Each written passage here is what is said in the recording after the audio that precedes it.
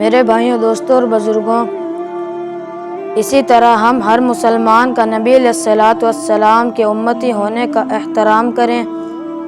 ہر مسلمان کی قدر و قیمت ہمارے دل میں ہو۔ بڑوں کی عزت کرنا، چھوٹوں پر شفقت کرنا اور علماء کرام کی قدر ہمارے دل میں ہو۔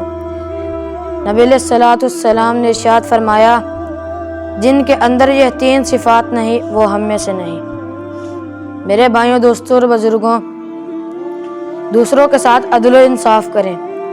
اولین اور آخرین کے بہترین اخلاق یہ ہیں، جو تجھ سے ناتا توڑے تو اس سے ناتا جوڑ، جو تجھے اپنی عطا سے محروم کرے تو اسے عطا کر، جو تجھ پر ظلم کرے تو اسے معاف کر۔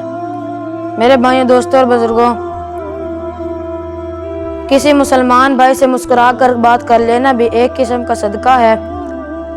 ایک مرتبہ رسول اللہ صلی اللہ علیہ وسلم سے پوچھا گیا کہ دنیا میں سب سے افضل مسلمان کون سا ہے؟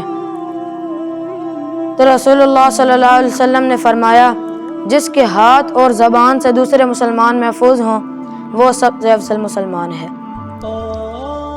حضرت ابو ہریرہ رضی اللہ تعالی عنہ بیان کرتے ہیں، رسول اللہ صلی اللہ علیہ وسلم نے ارشاد فرمایا، ایک مسلمان بھائی کے دوسرے مسلمان بھائی پر 5 حقوق ہیں۔ نمبر 1، جب کوئی مسلمان بھائی سلام کرے اس کے سلام کا جواب دینا۔ نمبر 2، جب کوئی مسلمان بھائی فوت ہو جائے اس کے جنازے میں شرکت کرنا۔ نمبر 3، جب کوئی مسلمان بھائی دعوت دے اس کی دعوت قبول کرنا۔ نمبر 4، جب کوئی مسلمان بھائی بیمار ہو اس کی بیمار پرسی کرنا۔ نمبر 5، جب کوئی مسلمان بھائی چھینک لے اس کی چھینک کا جواب دینا۔ حدیث المبارکہ کے اندر آتا ہے،